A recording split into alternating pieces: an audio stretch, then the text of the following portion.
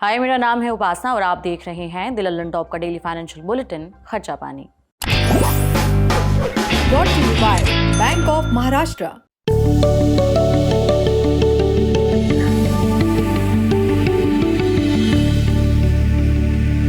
दुनिया आज भले ही जर्मनी की ऑटोमोबाइल तकनीक की मुरीद हो, लेकिन 1930 के दशक की शुरुआत में जर्मनी के ज़्यादातर लोग कार खरीदने की हैसियत नहीं रखते थे।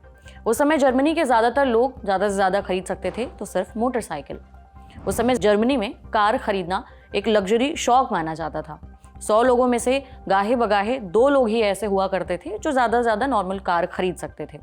लेकिन जर्मनी के तानाशाह अडोल्फ हिटलर ने एक ख्वाब देखा।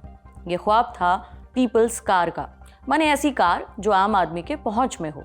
हिटलर का मन था कि कार कंपनियां देश में ऐसी कार बनाएं जिसकी स्पीड 100 किलोमीटर प्रति घंटा हो और इसमें 2 अडल्ट यानी वयस्क इंसान बैठ सकें और 3 बच्चे बैठ सकें। इस ख्वाब को पूरा करने के लिए हिटलर ने कार कंपनियों को सस्ती कार बनाने का आदेश दिया।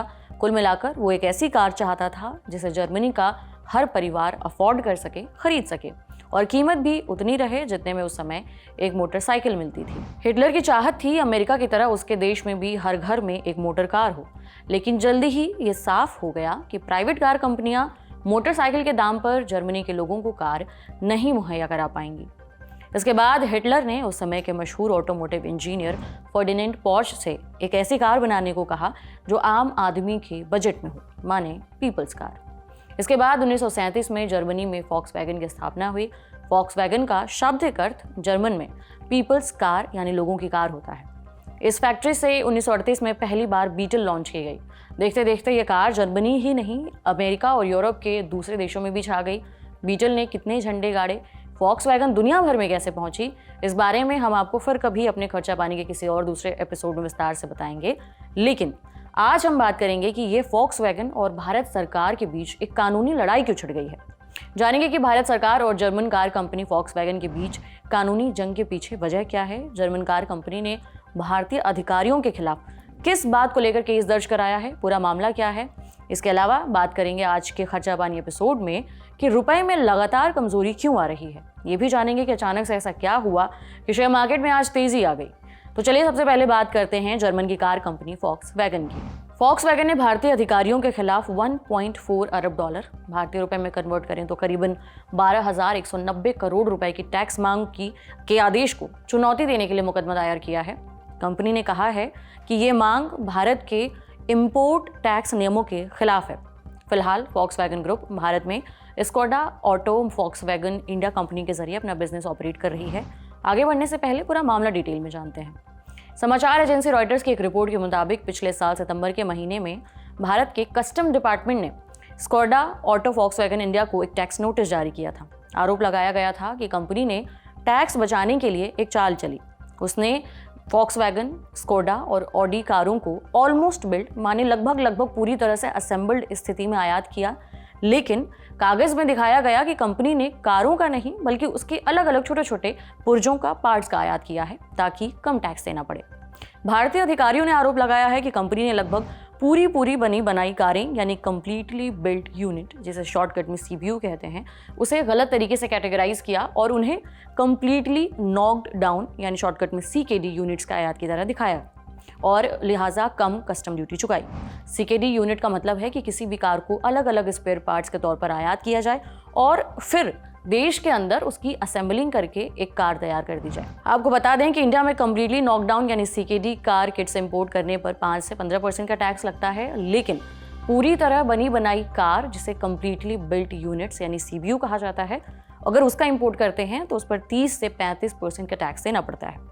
सरकार का दावा है कि फॉक्सवैगन ने गलत तरीके से सीकेडी रेट्स का फायदा उठाया और अब उसे नोटिस जारी करके टैक्स में जो डिफरेंस है उसका भुगतान करने का आदेश दिया गया है। कस्टम विभाग का दावा है कि फॉक्सवैगन ग्रुप ने भारत में ऑडी, फॉक्सवैगन और स्कोडा जैसे विभिन्न ब्रांड्स के तहत कई ऐसे मॉडल्स की बिक्री की है जिन्हें सीकेडी यानी कि कंप्लीट नॉकडाउन के तौर पर आयात किया गया और भारत में असेंबल किया गया। इन मॉडल्स में ऑक्टेविया, सुपर्ब, कोडियक, जेटा और टिगुआन जैसे मॉडल शामिल हैं। इससे सरकार को नुकसान हुआ है। इसे देखते हुए सरकार ने पिछले साल नोटिस भेजा था, लेकिन अब कंपनी ने इस नोटिस के खिलाफ चुनौती देते हुए भारतीय टैक्स अधिकारियों के खिलाफ बॉम्बे हाईकोर्ट में केस दर्ज कराया है। बॉम्बे हाईकोर्ट में इस मामले की सुनवाई 5 फरवरी को होगी।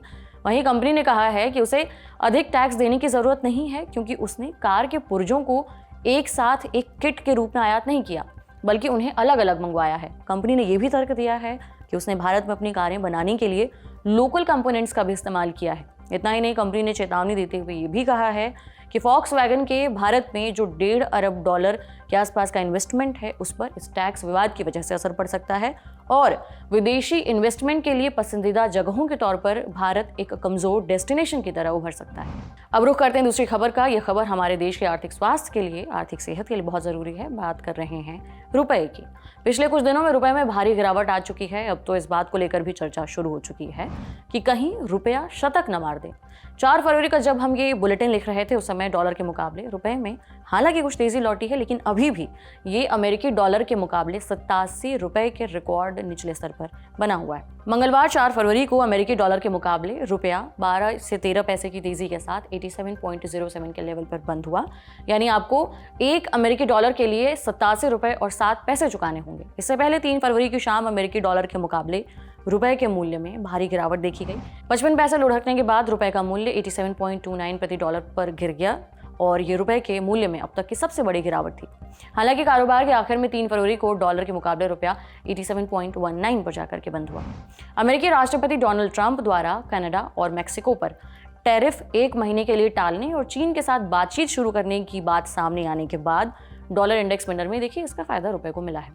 ये भी बता दें कि पिछले हफ्ते के आखिर में ट्रंप ने मैक्सिको और कनाडा से आयात होने वाली चीज़ों पर 25% टैरिफ और चीन से आयातित वस्तुओं पर 10% टैरिफ लगाने का आदेश दिया था, जिसे 4 फरवरी से लागू होना था।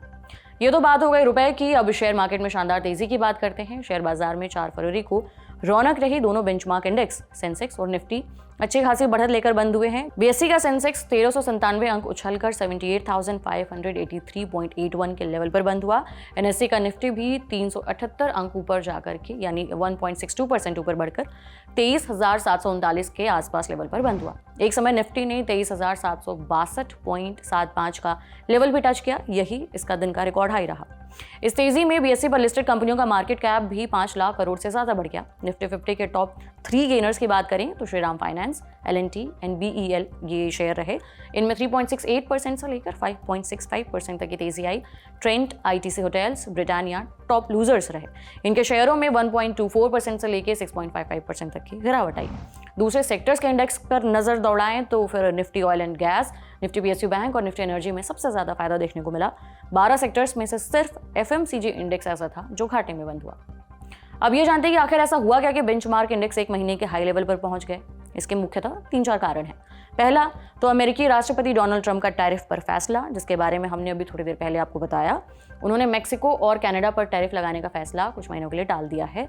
इसका असर भी रुपए पर दिखा और इसमें 13 पैसे की तेजी आई, जिससे बाजार ने पॉजिटिवली लिया। इसके अलावा मैन्युफैक्चरिंग सेक्टर में भी मजबूती दिखी है। घरेलू स्तर पर PMI इंडेक्स जनवरी में 57.7 पर पहुंच गया, जो दिसंबर में 56.4 पर था।